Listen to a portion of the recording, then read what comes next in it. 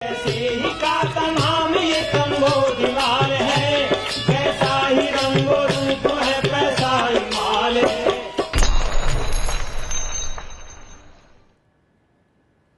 नमस्कार, मैं हूं शुभम शंकर। आप देख रहे हैं मनी 9। दिन की सबसे बड़ी, सबसे जरूरी खबरों को समेटे तैयार है मनी सेंट्रल। खबरों पर चर्चा के लिए मनी 9 के एडिटर अंशुमान तिवारी जी मेरे साथ स्टूडियो में हैं। सर, बहुत स्वागत है आपका। आज की कौन सी देशी या विदेशी खबर सबसे बड़ी है? शुभम, मनी सेंट्रल में आपका भी स्वागत है और दर्शकों का भी स्वागत है।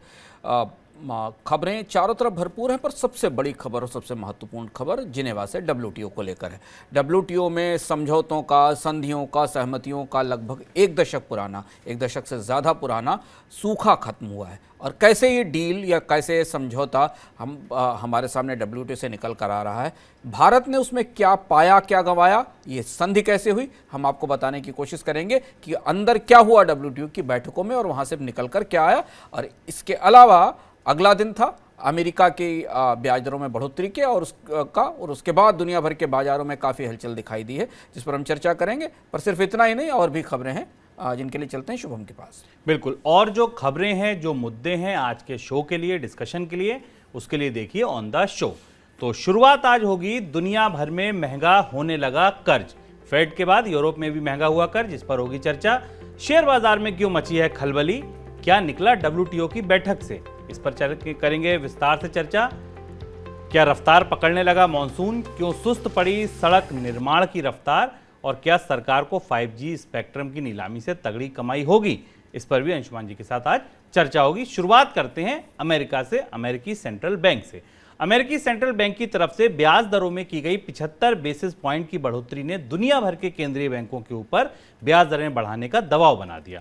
24 घंटे ही नहीं बीते उससे पहले ही बैंक ऑफ इंग्लैंड ने दूसरा झटका देते हुए ब्याज दरों में 25 बेसिस पॉइंट की बढ़ोतरी कर दी। इस बढ़ोतरी के बाद अब इंग्लैंड में ब्याज दर 13 साल के ऊपरी स्तर 1.25 यानी 1.25% पर पहुंच गई है।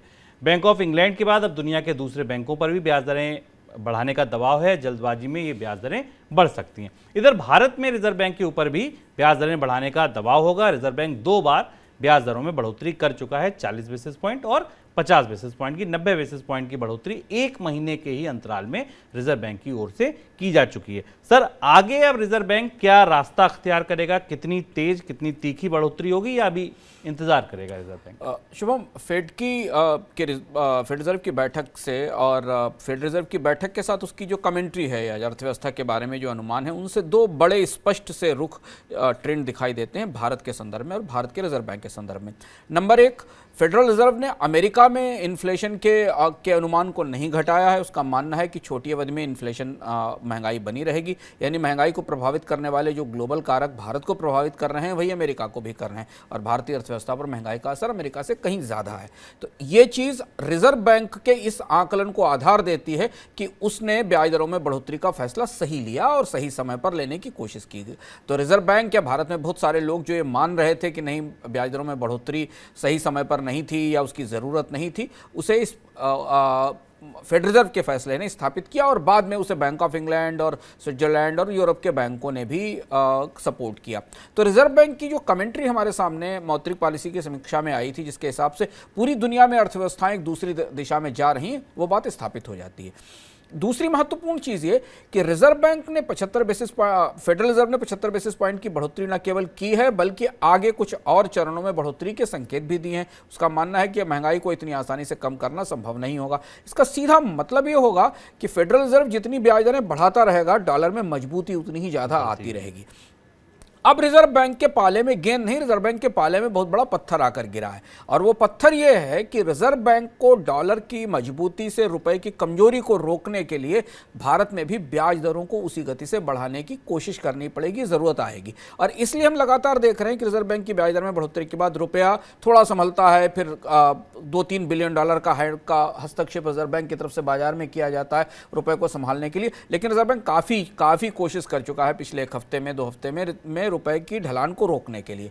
तो भारत में बॉन्ड मार्केट से, फॉरेक्स मार्केट से और बैंक स्ट्रीट से जो आंकलन मिल रहे हैं वो ये है कि रिजर्व बैंक को अब अंतर्राष्ट्रीय बाजार में लगातार ब्याज दरें बढ़ने की तुलना में भारतीय रुपए को स्थिर रखने के लिए भी भारत में ब्याज दर बढ़ानी पड़ेगी। वो बढ़ोतरी 30-35 बेसिस पॉइंट की होगी कि नहीं होगी, लेकिन अब जो आकलन हमारे पास रेपो रेट के आ रहे हैं वो 6% से ऊपर के आ रहे हैं। टर्मिनल रेपो रेट की बात कर रहा हूं मैं शुभम, यहाँ जो मार्च के एंड तक जाके या अप्रैल के एंड तक जाकर जब भारत की ये पूरा साइकिल है ब्याज दरों की बढ़ोतरी का, ये जो पूरा चक्र है पूरा होगा, वहां तक पहुंचेगा। और इसलिए रिजर्व बैंक की दुविधा ये कि उसे एक तरफ रुपए की गिरावट को थामने के लिए ब्याज दरों का सहारा खड़ा करना पड़ेगा ताकि भारतीय रुपया इतना कमजोर ना हो जाए कि आयात बहुत महंगे हो जाए। हमने कल आयात का आंकड़ा देखा था। दूसरी तरफ उसे बॉन्ड यील्ड कैसे मैनेज होगी जो लगातार बढ़ रही है और सरकार का कर्ज महंगा हो रहा है उसे कैसे संभालेगा। ये दो बड़ी दुविधाएं हैं जो जिसके कारण रिजर्व बैंक पर दबाव और ज्यादा दिख रहा है। सर, इन दुविधाओं के बीच अगर आप भारत की अर्थव्यवस्था के हिसाब से देखें, अलग अलग आयाम देखें, निकट भविष्य में बड़ी चुनौतियां कौन सी उभरती दिख रही हैं आपको? चुनौतियां रिजर्व बैंक ने अपनी तरफ से कही है और यूबीएस की एक रिपोर्ट आई है और दुनिया भर की सारी एजेंसियां अब भारतीय अर्थव्यवस्था को लेकर अपने आकलनों को तर्कसंगत और संशोधित करने लगी। मनी सेंट्रल में ये बात हम फरवरी से लगातार कह रहे हैं, चाहे आप वर्ल्ड बैंक के आकलन देखें, IMF के आकलन देखें, नोमुरा के आकलन देखें, सब मान रहे हैं कि भारत में स्टैगफ्लेशन का खतरा है, भारत में आर्थिक विकास की तेज रफ्तार नहीं है। लेकिन यूबीएस ने अब इस ब्याज दरों में पहले फेडरल रिजर्व की बढ़ोतरी और उसके बाद भारत के बाद 3-4 महत्वपूर्ण आकलन दिए हैं, जिसमें कुछ हमें पता है और कुछ एक बड़े जरूरी आकलन जो हमारे पास अब आ रहे हैं, जो हमारे अपने इन्वेस्टमेंट बिहेवियर को और भारत के शेयर बाजारों को भी प्रभावित करेंगे। यूबीएस ने कहा है कि 10 ईयर की बॉन्ड यील्ड जो भारत में लंबी अवधि के ब्याज दरों का सबसे बड़ा बेंचमार्क है वो 8% तक जा सकती है। जैसा हमने अभी डिस्कस किया, यूबीएस का कहना है कि भारत की जो टर्मिनल रेपो रेट है वो 6.25% के आसपास तक जाएगी, यानी अभी से 1.25% की बढ़ोतरी और आएगी और इस बढ़ोतरी के बाद भारत की बॉन्ड यील्ड 10 साल की बॉन्ड यील्ड यानी सरकार जिस रेट पर कर्ज लेती है वो 8% के आसपास होगी। अब यहाँ से अगर आप एक 5 साल 7 साल की आर्थिक निवेश की योजना बनाना चाहते हैं या कारोबार की योजना बनाना चाहते हैं तो आपको कम से कम 2 या 3 साल के लिए 2.5 के अंकों में कर्ज की दर के लिए तैयार हो जाना चाहिए। ये हमारे लिए लॉन्ग टर्म इंडिकेशन या गाइडेंस है हमारे लिए। दूसरा महत्वपूर्ण आकलन यूबीएस ने दिया है जिसके बारे में हमें पता है कि रुपया 80 से ऊपर जा सकता है, जिसकी संभावना हमें बराबर दिखाई ही दे रही है और उसके के अनुमान या आकलन बराबर आ रहे हैं। इसमें रिजर्व बैंक कितनी मदद कर पाएगा रुपए को, इसे देखना होगा। इसके अलावा 2 और महत्वपूर्ण संभावनाएं शेयर बाजार के संदर्भ में हमारे पास आती हैं। एक ये कि विदेशी निवेशकों की वापसी इतनी जल्दी आसान नहीं है और हम लोग इकोनॉमिकम में इस बात पर विस्तार से चर्चा कर चुके हैं कि भारत के बाजार में विदेशी निवेशकों की वापसी इतनी जल्दी नहीं होगी और उसका असर हमें शेयर बाजार में लगातार तमाम सूचकांकों, आंकड़ों, खरीद के बिक्री के आंकड़ों के तौर पर दिखाई दे रहा है। पर एक और बात जो यूबीएस ने कही है आखिरी में, जो सबसे महत्वपूर्ण है कि डोमेस्टिक फ्लोज जो स्टॉक मार्केट में है, यानी घरेलू निवेशक जो पैसा लगा रहे हैं, उसमें भी मॉडरेशन होने की, कमी आने की का खतरा है, संभावना है। उसकी वजह यह है कि जब आप 8% की बॉन्ड यील्ड पर बैठे होंगे, जब आप 6.25% की रेपो रेट पर बैठे होंगे तो डिपॉजिट रेट्स भी बढ़ेंगी। फिक्स्ड इनकम के जो अपॉर्चुनिटीज़ हैं वहाँ ज़्यादा रिटर्न आएंगे, ये बाजार का सामान्य स्वभाव है। तो यूबीएस ये महसूस करने की कोशिश कर रहा है या यूबीएस इस बात की गंध ले रहा है कि चूंकि शेयर बाजारों में रिटर्न कम होंगे, विदेशी निवेशक जो बाजार को दौड़ाते थे, अपने कंधों पर लेकर आगे जाते थे, वो बाहर निकल रहे हैं, तो अब ये निवेश धीमे धीमे फिक्स्ड इनकम की दिशा में जाना शुरू होगा। शुभम, बैंकों ने ये बात पढ़ ली है और इसलिए हम लगातार देख रहे हैं कि एफडी की दरों में पिछले 1 हफ्ते के दौरान सारे बड़े बैंकों ने अपने अपने अलग अलग ड्यूरेशन की जो फिक्स्ड डिपॉजिट रेट हैं या जो मियादी जमा दर है उसको बढ़ाना शुरू कर दिया, ताकि अगर शेयर बाजार से निकला हुआ पैसा कोई सुरक्षित निवेश मांग ढूंढ रहा हो तो वो यहाँ आ सके। और ये शायद यही आशंकाएं हैं, यही दुविधाएं हैं जो शेयर बाजार में खलबली मचाए हुए हैं। अमेरिकी सेंट्रल बैंक की तरफ से ब्याज दरों में हुई जोरदार बढ़ोतरी के बाद दुनिया भर के शेयर बाजारों में खलबली मच गई। गुरुवार को अमेरिकी शेयर बाजार भारी गिरावट के साथ बंद हुए, फिर शुक्रवार को एशियाई शेयर बाजारों में बिकवाली आई। भारतीय शेयर बाजार में भी उठापटक का सिलसिला जारी है। शुक्रवार को नेशनल स्टॉक एक्सचेंज के जो सूचकांक है उसने 15,200 का निफ्टी ने निचला स्तर छुआ। सेंसेक्स 51,000 के नीचे ट्रेंड करता हुआ देखा गया। ऐसी आशंका है कि अमेरिका में ब्याज दर बढ़ने से भारतीय शेयर बाजार में विदेशी निवेशकों की बिकवाली और ज़्यादा बढ़ सकती है। जून से अब तक विदेशी निवेशक भारतीय बाजार से करीब 28,000 करोड़ रुपए की ज़्यादा की बिकवाली कर चुके हैं और जनवरी से अब तक की बात की जाए तो ये बिकवाली करीब 2 लाख करोड़, 1.95 लाख करोड़ की बैठती है। सर, शेयर बाजार को भी ये पता था कि ब्याज दरें बढ़ेंगी। अगर आप सर्वे देखें तो उतना ही 75 बेसिस पॉइंट के सर्वे थे, इकोनॉमिस्ट का मानना था, उतना ही बढ़ा है, उसके बाद भी शेयर बाजार को शांति क्यों नहीं है? क्योंकि हमेशा ये कहते हैं कि शेयर बाजार ने ये एडजस्ट कर लिया है और शेयर बाजार में ये ऑलरेडी डिस्काउंटेड है, ये डिस्काउंटेड क्यों नहीं हो रहा है? हाँ, और ये बहुत अद्भुत और अनोखी चीज़ है शुभम इस समय, जो हम पिछले 24 घंटे से इसे समझने की कोशिश कर रहे हैं। केवल भारतीय बाजार के रुख के आधार पर ही नहीं, अगर आप यूरोप के मार्केट देखें, अमेरिका के बाजार भी देखें, और वहाँ दो परस्पर विरोधी, अंतर विरोधी रुख बाजार में दिखाई दे रहे हैं।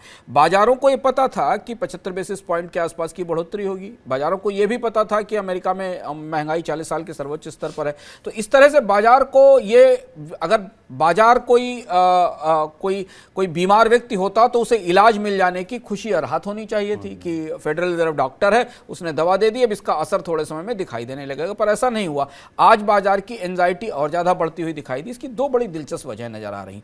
एक तो बाजार में बहुत सारे लोग ये मान रहे हैं कि फेडरल रिजर्व का जो प्रोजेक्शन है इन्फ्लेशन का और ग्रोथ का, और जो दवा उसने दी है, इसमें बड़ा गैप है। यानी फेडरल रिजर्व को 75 बेसिस पॉइंट से ज्यादा की ब्याज दर बढ़ानी चाहिए थी, जिस तरीके के महंगाई के आकलन रिजर्व बैंक फेडरल रिजर्व की कमेंट्री से निकल कर आ रहे हैं। यानी फेडरल रिजर्व ने उतनी दवा नहीं दी, उतना इलाज नहीं किया जितना इलाज महंगाई का किया जाना चाहिए था, पहली चीज। और ये बाजारों को इस बात के लिए और आशंकित कर रहा है कि आने वाले समय में और ज्यादा तेज बढ़ोतरी होगी और जल्दी होगी। बाजार दरअसल क्या शुभम होता है, बाजार ये चाहता है कि ब्याज दरों में बढ़ोतरी तो उसको फ्रंट लोड कर दिया जाए, जिससे कि जल्दी हो जाए और बाजारों के सामने एक परिस्थिति दिखाई देने लगे, एक चीज। दूसरा, इसका एक बिल्कुल अपोजिट या पैराडॉक्सिकल अंडरस्टैंडिंग बाजार में, या इसका जो का बिल्कुल उल्टी समझ बाजार में विकसित हो रही, वो ये कि ये तय है कि फेडरल रिजर्व और यूरोप के बैंक और यहां तक कि भारत के बैंक अब डिमांड को मारने में लग गए हैं। ये डिमांड के डिस्ट्रक्शन का प्रोसेस शुरू हुआ है। डिमांड के इस डिस्ट्रक्शन के प्रोसेस में पूरी दुनिया में मांग को तोड़ा जाएगा, मांग तोड़ने के लिए कंपनी अपनी कीमतें बढ़ाएंगी, खपत कम होगी। ये सारी प्रक्रिया बाजारों में कितनी लंबी चलेगी ये पता नहीं है, क्योंकि बाजार में महंगाई को प्रभावित करने वाले बहुत सारे ऐसे कारक हैं जिनका जियोपॉलिटिकल या ग्लोबल इन्फ्लुएंस है। तो ये प्रक्रिया कितनी लंबी चलेगी, शेयर बाजार को ये भी पता नहीं है कि मांग कितनी टूटेगी, कौन सी अर्थव्यवस्थाएं जीरो तक चली जाएंगी गिरकर, कौन सी अर्थव्यवस्थाएं माइनस में जाएंगी, ये पता नहीं। तो एक किस्म की ये अनिश्चितता भी दिख रही है। हालांकि फेडरल रिजर्व ने अपनी तरफ से स्पष्ट करने की कोशिश की है कि 2024 के बाद ब्याज दरों में कमी का दौर शुरू होगा, लेकिन अब जो अगली बहस या अगली आशंका या अगला डर है वो ये कि अगर मंदी आती है तो कितनी गहरी होगी, कहां किस पर कितनी मंदी असर करेगी अगर अमेरिका की अर्थव्यवस्था में आती है, और उसका बाकी व्यापक विश्व पर क्या असर होगा, ये आकलन भी बाजारों को काम होने या बाजारों को संतुलित होने नहीं दे रहे हैं, बाजारों को बेचैन रखे हुए हैं। बिल्कुल, ये बड़ा इम्पॉर्टेंट है कि अगर बाजार लगातार बेचैन है और अगर आने वाले दिनों में भी ब्याज दरें बढ़ती रहेंगी और ये दुविधा बनी रहेगी तो बाजार सेटल कहाँ होंगे। लोग, छोटे निवेशक जो अभी तक बाजार में टिके हुए हैं, कहीं ये भी मुंह ना मोड़ने लगे। यूबीएस की ऐसी रिपोर्ट ऐसा इशारा करी, अंशुमान जी ने अपने पहले जवाब में बताया। अगली खबर WTO से। विश्व व्यापार संगठन की 12वीं मंत्री स्तरीय बैठक शुक्रवार सुबह खत्म हो गई। भारत के लिहाज से देखें तो बैठक को सफल बताया गया है। भारत की तरफ से खाद्य सुरक्षा, कोरोना दवाओं के पेटेंट के नियमों में ढील और फिशिंग पर सब्सिडी के जिन मुद्दों को उठाया गया था उन सभी पर बैठक में सहमति बनती दिख रही है, ऐसी बात कही जा रही है। खाद्य सुरक्षा के लिए खरीदे गए अनाज के निर्यात पर भी सहमति बनी है। 164 सदस्य देशों की बैठक के शुरुआती 4 दिन विकसित और विकासशील देशों के बीच कई मुद्दों पर टकराव बना हुआ था, लेकिन अंतिम दिन कई मुद्दों पर राय बनती दिखी है। सर, इस बैठक का निचोड़ क्या निकला? अगर हम बिल्कुल कहें कि सर बैठक 5 दिन चली हो गई, ये 4 बातें हैं जो इंपॉर्टेंट हैं। शुभम, WTO की बैठकें बड़ी नाटकीय और बहुत और रोमांच से भरी हुई होती है। मेरे व्यक्तिगत अनुभव के आधार पे जो WTO की मिनिस्ट्रियल मीटिंग्स दुनिया में हुई जो मैंने कवर की हैं, बातचीत टूटते बनाने की कोशिश की जाती। तो WTO की बैठक में जिनेवा में पिछले 3-4 दिन में काफ़ी कुछ ऐसा अंदर हुआ जो हमें बाहर पता नहीं चला। पहली चीज़ तो हमें ये समझना जरूरी है कि WTO की बैठक से बाहर निकलने वाले मंत्री, चाहे वो किसी भी देश के हों, अपनी जीत की, अपने फ़ायदे की, अपने दबावों के बारे में बोलते हैं। दूसरी चीज़ है कि WTO के समझौतों की भाषा बहुत महत्वपूर्ण होती है, क्योंकि वही भाषा बाद में कानूनों का, ड्यूटीज़ में बदलाव का आधार बनती है। इस बैठक में, डब्ल्यूटीओ की बैठक में कुछ बड़े दिलचस्प खींचतान हुई। बुधवार की रात तक ये बैठक ऑलमोस्ट कोलैप्स होने की स्थिति में थी। इस स्थिति में थी कि डब्ल्यूटीओ की मिनिस्ट्रियल भी फेल हो जाएगी। पिछले 12 सालों में, 10-12 सालों में विश्व व्यापार संगठन कोई बड़ी सहमति लेकर दुनिया के सामने नहीं आ सका। उसके बाद जब इस बैठक को एक दिन के लिए बढ़ाया गया, यानी गुरुवार के लिए बढ़ाया गया, असली गहमा गहमी तब शुरू हुई और भारत ने इस बैठक को नतीजे तक पहुंचाने में कई तरह से महत्वपूर्ण भूमिका निभाई है। स्पष्ट रूप से उस दस्तावेज जब हमारे सामने आएगा और उसकी भाषा आएगी तो हमें पता चलेगा कि क्या हुआ, पर कुछ चीज़ें जो हमारे पास सूत्रों के हवाले से निकल कर आ रही हैं या जो हमें पता चल रही हैं वो ये कि इस बैठक में समझौते के लिए भारत ने अपनी एक जिद छोड़ी और एक जगह उसे जगह दी गई और ये समझौता था फिशरीज़ को लेकर। फिशरीज़ में भारत का ये कहना था कि सब्सिडी के में कटौती के जो नियम हैं उनमें उसके रुख को ज़्यादा समय तक समझा जाए और इसे 23 साल के तक सब्सिडी जारी रखी जाए, जबकि ये था कि इसे 7 साल तक का प्रस्ताव था। भारत ने इस पर अपने रुख में थोड़ी सी नरमी की। इसके बदले डब्ल्यूटीओ ने भारत को ये दिया कि जो ई कॉमर्स के ऊपर या जो डिजिटल सामानों पर भारत में आयात, दुनिया के देशों में आयात शुल्क आता है, उस पर अगली मिनिस्ट्रियल में विचार किया जाएगा। यानी उसके बाद फिर मॉरिटोरियम नहीं रहेगा। भारत का काफ़ी दबाव था इस बात पर कि जो डिजिटल प्रोडक्ट्स के को इंपोर्ट ड्यूटी में रिलैक्सेशन दिया जाता है उससे करीब $50 बिलियन के आसपास का नुकसान विकासशील देशों को हो रहा है। डब्ल्यूटीओ की बैठक इस तरह से गिव एंड टेक पर चलती है। तो ये एक बड़ा गिव एंड टेक था जिसमें भारत ने अपना रुख थोड़ा सा नरम किया फिशरीज के समझौते पर। हालांकि भारत के स्पेशल राइट्स, जो अपना एक्सक्लूसिव इकोनॉमिक जोन है, यानी भारत के समुद्री क्षेत्र के आसपास का जो समुद्री क्षेत्र है, वहां भारत के जो एक्सक्लूसिव राइट्स हैं उन्हें डब्ल्यूटीओ के समझौते में जगह दी गई। पर सब्सिडी में कटौती को लेकर जो भारत का कठोर रुख था उसमें थोड़ी नरमी आई और उसके बदले डब्ल्यूटीओ के देश इस बात पर राजी हुए कि वो जो मॉरिटोरियम है डिजिटल ड्यूटीज पे, उस मॉरिटोरियम को अगली मिनिस्ट्रियल बैठक में एड्रेस किया जाएगा। तो ये तो पहली बात हुई। ये डील ऑलमोस्ट, शुभम, बिखर गई थी क्योंकि जो कैरेबियन और पैसिफिक और अफ्रीका के देश थे वो बिल्कुल इस डील को ख़त्म करने के मूड में थे। तो माना जा रहा है कि भारत ने इसमें प्रोएक्टिव भूमिका निभाई और ये समझौता आया। ऐसे संकेत हमें मिल रहे हैं। अब विस्तृत समझौता अभी हमारे सामने आएगा। दूसरा महत्वपूर्ण हिस्सा था पेटेंट वेवर का, जो कोविड की वैक्सीन को लेकर था। वहाँ कोविड की वैक्सीन पर तो टेम्परेरी पेटेंट फेवर पर सहमति बनती दिखी, ऐसा संकेत मिल रहा है, पर भारत का यह दबाव था कि इसके साथ जो अन्य डायग्नोस्टिक इक्विपमेंट्स हैं और बहुत सारी और चीज़ें जो इलाज के लिए महामारियों में की जाती, उन पर भी उसी तरीके का वेवर दिया जाए, उस पर शायद राय नहीं बनी। पर यह मामला यूके और अमेरिका और स्विट्जरलैंड की सरकारों के साथ लंबे समय तक चलता रहा और इस बैठक में काफ़ी लंबा खिंचा। तीसरा खाद्य सुरक्षा का मसला था। भारत की बात मानी गई है, लेकिन शायद ये मुद्दा अगली बैठक तक खींचेगा, अगली मिनिस्ट्रियल बैठक में। हालांकि प्लेज हुई है, सिद्धांततः भारत के रुख को डब्ल्यूटीओ में स्वीकार किया गया है, लेकिन एक्सपोर्ट खोला जाए, सरकारी स्टॉक्स से फूड फॉर प्रोग्राम के लिए निर्यात की इजाज़त दी जाए, सब्सिडीज़ का पुनर्निर्धारण किया जाए, ये मामला शायद डब्ल्यूटीओ की अगली बैठक में जाएगा। सर, तो फिर अगर मोटा मोटी देखें तो क्या भारत के लिए ये बैठक कैसी रही? पॉजिटिव रही, नेगेटिव रही, कुछ माना गया, नहीं माना? भारत के लिए स्टेक पर कई सारी चीजें थी। उसमें अगर आप ये समझौते हमेशा गिव एंड टेक के साथ चलते हैं, तो भारत ने कुछ स्पेस लूज छोड़ा और कुछ स्पेस गेन किया। कुल मिलाकर भारत की भूमिका इस बैठक में, आमतौर पर भारत को डब्ल्यूटीओ की बैठक में ब्लॉक करने वाला, विकासशील देशों का नेतृत्व आगे करके बैठकों को किसी सहमति से बनने से रोकने वाला, ये कहने वाला कि no deal is better than bad deal वाली जो छवि थी भारत की, वो इस डब्ल्यूटीओ बैठक के बाद बदलेगी। भारत ने नेगोशिएटर की भूमिका निभाई है। भारत ने दो बड़े राइवल फैक्टर्स, यानी बहुत अल्प विकसित देश और अर्धविकसित देशों और विकसित देशों के बीच समझौते की कोशिश की है। भारतीय डेलीगेशन ने बुधवार और बृहस्पतिवार को, बुधवार की रात और बृहस्पतिवार को काफ़ी बैठकें की अलग अलग लोगों के साथ और सहमतियों के बिंदु बनाने की कोशिश की। तो डब्ल्यूटीओ की बैठक अगर सफलता की स्थिति में जा रही है तो इसका एक बड़ा श्रेय भारत के नेगोशिएशन स्किल्स को या भारत की नेगोशिएटिंग चीज़ों को दिखाई देता है। नहीं तो यह बैठक भी पटरी से उतरने के करीब जा चुकी थी। सर, भारत का अगर डब्ल्यूटीओ के नज़रिए से देखें तो ये बैठक कैसी है? क्योंकि पिछले मनी सेंट्रल में जब हमने डब्ल्यूटीओ डिस्कस किया था तो आपने कहा था कि अगर कोई समझौता नहीं बनता है तो ये डब्ल्यूटीओ के अस्तित्व पर एक सवाल खड़ा करेगा कि इतना बड़ा संगठन कुछ कर नहीं पा रहा है। अब अगर ये सहमतियां बनती हैं, किसी की वजह से बने, तो डब्ल्यूटीओ की रेलेवेंस, प्रासंगिकता बनी रहेगी?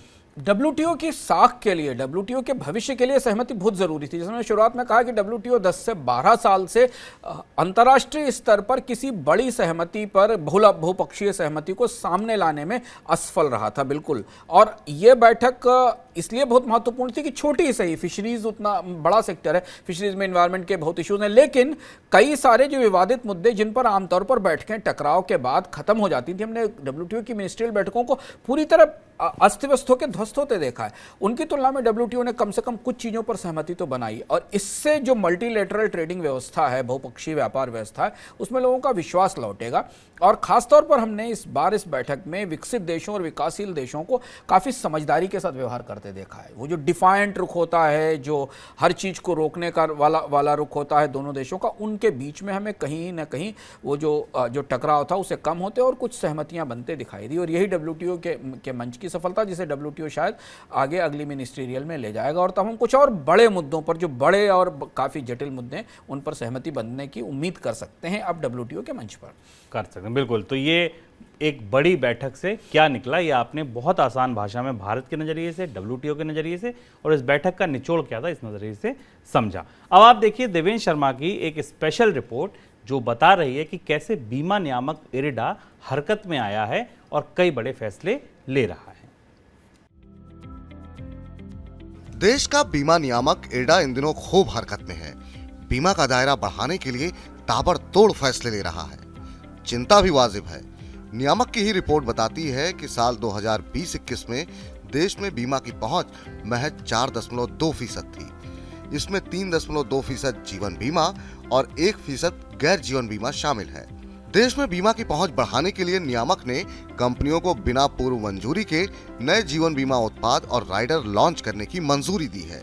इन उत्पादों को नियामकीय मंजूरी के लिए बाद में फाइल किया जाएगा। कुछ दिन पूर्व ही स्वास्थ्य और साधारण बीमा उत्पादों के लिए भी इसी तरह की छूट दी गई है। हालांकि इस तरह की छूट के तहत जारी किए जाने वाले उत्पादों की नियामक समीक्षा करेगा। अगर इन उत्पादों में कोई खामी नजर आती है तो उनमें बदलाव कराया जाएगा। इस प्रक्रिया में ग्राहकों के हितों की सुरक्षा सुनिश्चित की जाएगी। इरडा को उम्मीद है कि यूज एंड फाइल की सुविधा मिलने से बीमा कंपनियां जरूरत के हिसाब से उपयोगी और आकर्षक उत्पाद लॉन्च करेंगी। कोरोना महामारी ने स्वास्थ्य बीमा के महत्व को बखूबी समझा दिया है। सरकारी थिंक टैंक नीति आयोग की रिपोर्ट बताती है कि भारत में 42 करोड़ आबादी के पास कोई स्वास्थ्य बीमा प्लान नहीं है। यानी देश की कुल आबादी का करीब 30% ऐसे लोगों को स्वास्थ्य बीमा के दायरे में लाने में यूज एंड फाइल की नीति कारगर साबित हो सकती है। इरडा ने स्वास्थ्य बीमा में कुछ गंभीर बीमारियों की परिभाषा नए सिरे से तय की है। इससे बीमा दावों के खारिज होने की आशंका कम होगी, बीमा क्लेम मिलने में आसानी होगी। साथ ही बीमा कंपनियों को भी इस बारे में स्पष्ट संदेश मिलेगा कि गंभीर बीमारियों से जुड़े कवर में किन बीमारियों को शामिल किया जाना है। बीमा नियामक ने सरकार की ओर से संचालित प्रधानमंत्री जीवन ज्योति बीमा योजना में बीमा कंपनियों की भागीदारी बढ़ाने के लिए पूंजीगत जरूरतों से जुड़े मानकों में ढील दी है। इससे बीमा कंपनियां जीवन ज्योति योजना के तहत कई और पॉलिसियों की पेशकश कर पाएंगी। इससे समाज के निचले तबके के लोगों को वित्तीय सुरक्षा मुहैया कराने में मदद मिलेगी। देश में फसल बीमा योजना लंबे अरसे से चल रही है, लेकिन इसका लाभ उठाने वाले किसानों की संख्या कम है। अब इरडा ने फसल बीमा की पेशकश करने वाली साधारण बीमा कंपनियों के लिए सॉल्वेंसी मार्जिन यानी संपत्ति देनदारी अनुपात को घटा दिया है। सॉल्वेंसी मार्जिन बीमा कंपनी की वित्तीय सेहत का प्रमुख संकेत है। इस फैसले से बीमा कंपनियों के हाथ में 1400 करोड़ रुपए की नकदी आएगी और कंपनियां इसका इस्तेमाल नए किसानों तक पहुंचने में कर सकती हैं। इरडा की ये पूरी कवायद देश में बीमा की पहुंच बढ़ाने के लिए किए गए सुधारों की कड़ी का हिस्सा है। मनी 9 के लिए देवेंद्र शर्मा। अब बात मॉनसून की। मॉनसून जैसे जैसे आगे बढ़ रहा है वैसे वैसे बारिश की कमी घटने लगी है। मौसम विभाग के आंकड़े देखें तो अब तक बीते मॉनसून सीजन में बारिश की कमी अब 25% ही बची है। 3 दिन पहले तक ये 37% थी। मौसम विभाग के अनुसार 1 जून से लेकर 16 जून तक देश भर में 51.3 मिलीमीटर बरसात दर्ज की गई है। सामान्य तौर पर 68 मिलीमीटर के आसपास बारिश होनी चाहिए थी। सर, मॉनसून का जो डेफिसिट था वो धीरे धीरे अब कम हो रहा है। 37 से हम 22 तक आए, आगे उम्मीद है और अच्छा होगा। उम्मीद है रिवाइव हो जाएगा, नॉर्मल के आसपास आ होना जाएगा? चाहिए, बहुत ज़रूरी है, क्योंकि अभी भी 22 से 25% का डेफिसिट हमको मानसून के उन इलाकों में दिखाई दे रहा है जिन इलाकों में बारिश की सबसे ज़्यादा ज़रूरत है। जैसा हम मानसून पर लगातार मनी सेंट्रल में आपको ट्रैक करके हर हफ्ते बताने की कोशिश करते हैं, क्योंकि भारत की अर्थव्यवस्था के लिए इस साल तो कम से कम बहुत ही ज़रूरी है मानसून का सामान्य होना। बट मानसून का अपना स्वभाव उतार चढ़ाव वाला है। पिछले सालों का भी हमारे पास प्रमाण इस बात का है कि मानसून की शुरुआत कमज़ोर होती है, बाद में तेज़ होता है, कभी शुरुआत तेज़ होती है, बाद में कमज़ोर होता है। बट ये बहुत क्रूशियल है इस पे अभी तक, लेकिन मानसून बिलो नॉर्मल है। हमें मिड डिपार्टमेंट के या मौसम विभाग के अगले आकलन का इंतज़ार रहेगा, लेकिन धीरे धीरे मानसून का स्प्रेड उन इलाकों में होने लगा है जिन्हें बारिश की सबसे ज़्यादा ज़रूरत है। हो सकता है अगले सप्ताह तक ये रिवाइव हो, जैसा कि संकेत मिल रहे हैं, और तब हम अगले सप्ताह से मानसून के सामान्य होने की खबर आपके सामने लेकर आए। बिल्कुल, और ये इम्पॉर्टेंट इसलिए है क्योंकि बुआई शुरू हो, जब पीक पकड़े तो मानसून सामान्य रहे, तभी पैदावार अच्छी होगी। देश में सड़क निर्माण को भी धीमा कर दिया है। क्यों कर दिया है ये अंशुमान जी समझते हैं। पहले कितना निर्माण हुआ है ये मैं आपको बता देता हूं। अप्रैल और मई के दौरान देश में सड़क निर्माण की गति पिछले साल के मुकाबले सुस्त पड़ी है। इस दौरान देश में रोजाना 21 किलोमीटर राजमार्गों का निर्माण हुआ। ठीक है, 21 किलोमीटर राजमार्ग रोजाना बने, जबकि 21-22 में रोजाना 29 किलोमीटर बने थे। इस साल अप्रैल और मई में कुल 1307 किलोमीटर की सड़क बनाई गई, राजमार्ग बनाए गए। पिछले साल 1470 बनाए गए। इस साल 1307, पिछले साल 1470। लेकिन 2019 की बात करें तो उन 2 महीने में 1692 किलोमीटर सड़क बना दी गई थी। सर, ये लगातार घट रहा है। 19 से अगर हम देखें और अब की तुलना करें तो हर साल लगातार 3 साल से सड़क निर्माण घट रहा है। क्या वजह है इसकी? 2 वजह। एक तो शुरुआत के 2 वर्ष आप कोविड के वजह से निकाल दीजिए कि कोविड के दौरान लेबर की शॉर्टेज थी, सारी व्यवस्थाएं ठप थी, तो इसलिए सड़क निर्माण में गिरावट आई। अगर आप सरकार का आकलन देखें या जो सड़क परिवहन मंत्री हैं नितिन गडकरी, उन्होंने हाल में ऐलान किया था कि ये 60 किलोमीटर प्रतिदिन की रफ्तार से भारत में सड़कें बनाई जाएंगी। पर 2 बड़ी चीज़ें दिखती हैं। पहली चीज़ तो ये कि जो रॉ मटेरियल की कॉस्ट है, इनपुट की कॉस्ट है सड़क बनाने में, वो लगातार बढ़ रही है, और सरकारों के बजट इस परिस्थिति में नहीं है कि वो सीमेंट की कीमतों में इतनी बढ़ोतरी जो हो रही है, स्टील की कीमतों में इतनी बढ़ोतरी हो रही है, और लेबर चार्जेस भी बढ़ने का दबाव है, तो उसे वो झेल सकें, इसलिए भी सड़क निर्माण के काम में कमी आ रही है और धीमी हो रही, क्योंकि सारे बजट रिवाइज हो रहे हैं और कॉस्ट ओवररन हो रहे हैं महंगाई बढ़ने के कारण। दूसरी बड़ी चीज़ ये है कि जो सबसे बड़ी सड़क निर्माता है NHAI, उसके बारे में हम मनी सेंट्रल में चर्चा करते हैं कि NHAI के ऊपर डेट काफ़ी ज़्यादा है। NHAI की परियोजनाएं उस रफ्तार से आने वाले समय में नहीं बढ़ पाएंगी जिस रफ्तार से वो पहले बढ़ रही थी। दूसरी बड़ी वजह है तो NHAI की तरफ से भी जो सड़कें बनाने की प्रक्रिया है उसमें एक तो लागत बढ़ जाना, दूसरा पहले से काफ़ी बड़ा कर्ज होना, और इसलिए शायद इसी वजह से सरकार ने सारे NHAI को बॉन्ड मार्केट में जाने से भी रोका था कि NHAI बाजार से बारोइंग नहीं कर सकती। तो दूसरी वजह ये। तीसरा, ये जो प्राइवेट डेवलपर हैं, जो प्राइवेट पार्टनर हैं, जो रोड या हाईवेज एक्सप्रेसवे में पार्टिसिपेट करते, उनके लिए भी लेंडिंग की लागत, कर्ज की लागत और कच्चे माल की लागत बढ़ रही है। तो जब शुभम एकदम मेटल्स में, कंस्ट्रक्शन मटेरियल्स में महंगाई आती है और लागत बढ़ती है कर्ज की, तो इंफ्रास्ट्रक्चर प्रोजेक्ट्स का पूरा जो क्रम है ना, वो बिगड़ जाता है। अब उन्हें वापस ड्राइंग बोर्ड पर लाना पड़ेगा, उनकी कास्ट के दोबारा अप्रूवल सरकार को करने पड़ेंगे, कास्ट ओवररन उसमें बिल्ड करना पड़ेगा। ये वो समस्या है जिसके कारण भारत में सड़क निर्माण का काम धीमा पड़ रहा है, और इसका असर में रोजगार बाजार पर भी दिखाई देगा, क्योंकि सड़कों का निर्माण बड़े पैमाने पर रोजगार देने में सबसे एग्रीकल्चर के बाद कंस्ट्रक्शन सबसे इंपॉर्टेंट बड़ा हिस्सा, और सबसे ज़्यादा रोजगार वहाँ से आते हैं। बिल्कुल। अगली खबर 5G। सरकार ने 5G स्पेक्ट्रम नीलामी को मंजूरी तो दे दी, लेकिन स्पेक्ट्रम नीलामी के दौरान टेलीकॉम कंपनियों के बीच कड़ी प्रतिस्पर्धा होने की संभावना कम है। रिपोर्ट की माने तो टेलीकॉम कंपनियां स्पेक्ट्रम को रिजर्व प्राइस पर ही खरीद लेंगी, क्योंकि तीनों मुख्य टेलीकॉम कंपनियों की ज़रूरत से ज़्यादा स्पेक्ट्रम नीलामी के लिए रखा गया है। रिपोर्ट में यह भी कहा गया है कि सिर्फ एयरटेल और जियो पूरे देश के लिए स्पेक्ट्रम खरीदने की इच्छुक होंगी, जबकि वोडाफोन कुछ सर्कल में ही आवेदन करेगा। हालांकि सरकार ने इस बार गैर टेलीकॉम कंपनियों को स्पेक्ट्रम नीलामी में भाग लेने की मंजूरी दी है, और ऐसी कंपनियों की वजह से टेलीकॉम कंपनियों को कुछ कंपटीशन जरूर मिल सकता है। सर, क्या उम्मीद करें, स्पेक्ट्रम से सरकार को अच्छी कमाई, तगड़ी कमाई होगी या नहीं? संभावना नहीं दिखाई देती शुभम। स्पेक्ट्रम से सरकार को बड़ी कमाई नहीं होगी, और शायद यही वजह थी कि सरकार ने स्पेक्ट्रम के प्राइस में बहुत ज़्यादा कमी नहीं की। इसकी दो वजह हैं। पहली वजह ये कि अब 5G तक आते आते स्पेक्ट्रम की शॉर्टेज खत्म हो चुकी है, तो स्पेक्ट्रम ज़्यादा है और उसकी डिमांड बाजार में कम है, और ऑपरेटर्स भी केवल दो ही हैं जो पैन इंडिया ले सकते हैं। अगर आप थोड़ा तकनीकी आंकड़ों के भीतर जाकर से समझने की कोशिश करें तो 330 मेगाहर्ट्ज के मिड बैंड की अवेलेबिलिटी सब जगह है। यानी अगर दो बड़ी कंपनियों को, एयरटेल और जियो को, पूरे देश में पैन इंडिया सर्विसेज देनी है तो 100 मेगाहर्ट्ज एक्स्ट्रा उनको लेना पड़ेगा। तो उनकी स्पेक्ट्रम की रिक्वायरमेंट 3300 मेगाहर्ट्ज का बैंड है, जिस बैंड के ऊपर 5G सर्विसेज देने की बात होगी। तो इस बैंड पर स्पेक्ट्रम अवेलेबल है, शॉर्टेज नहीं है। तो स्पेक्ट्रम की कीमतें रिजर्व प्राइस और उसके आसपास ही हो सकती हैं। तो बहुत आकर्षक या बहुत बड़ी या बहुत कड़ी प्रतिस्पर्धा बोलियों के लिए नहीं दिखाई देगी। दूसरी चीज़, ये बाजार में ऑपरेटर भी दो ही हैं, तो दो ऑपरेटर ही हैं, तो इसलिए कोई तीसरी बड़ी कंपनी प्रतिस्पर्धा के लिए नहीं आएगी।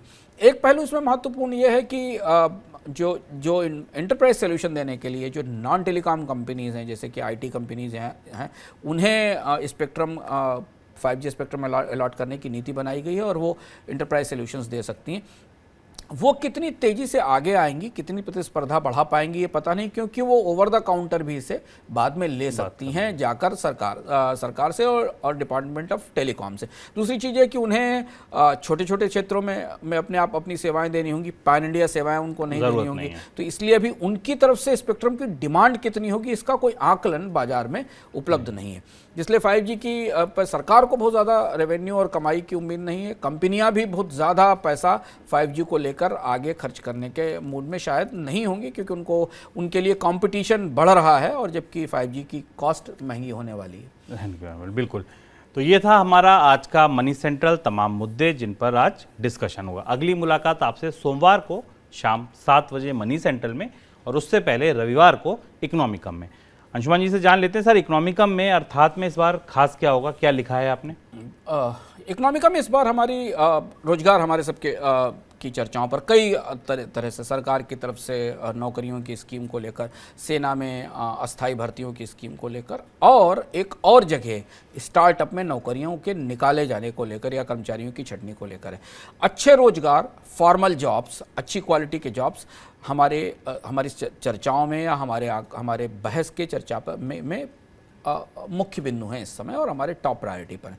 इस इकोनॉमिक में समझने की कोशिश करेंगे कि स्टार्टअप में आखिर हो क्या रहा है, भारत का स्टार्टअप स्पेस में आखिर ऐसा क्यों है कि एक तरफ यूनिकॉर्न बन रहे हैं, दूसरी तरफ कंपनियां कर्मचारियों को नौकरी से निकाल रही हैं। एक तरफ सरकार एक कह रही है कि हर 10 दिन में क्यों यूनिकॉर्न बनता है, दूसरी तरफ रिजर्व बैंक गवर्नर क्यों ये कह रहे हैं कि स्टार्टअप में रिस्क बढ़ता जा रहा है। और इस खिड़की से हमें देखने की कोशिश करेंगे कि भारत में अच्छी नौकरियों का, क्वालिटी जॉब्स का, क्वालिटी फॉर्मल जॉब्स का, औपचारिक नौकरियों का दरअसल हाल हुआ क्या है, हैं भी कितनी नौकरियां और वो नौकरियां कहाँ से आ रही और उन नौकरियों को बढ़ाने में किसका योगदान है या वो हैं ही नहीं, ये हम जानने की कोशिश करेंगे इस बार इकोनॉमिक में। बिल्कुल। तो स्टार्टअप वाले, रोजगार वाले, बाजार का हाल इस बार अर्थात में हम लेंगे। फिलहाल दीजिए इजाजत, अगली मुलाकात सोमवार को शाम 7 बजे अंशुमान जी के साथ होगी आपसे मनी सेंट्रल में। नमस्कार।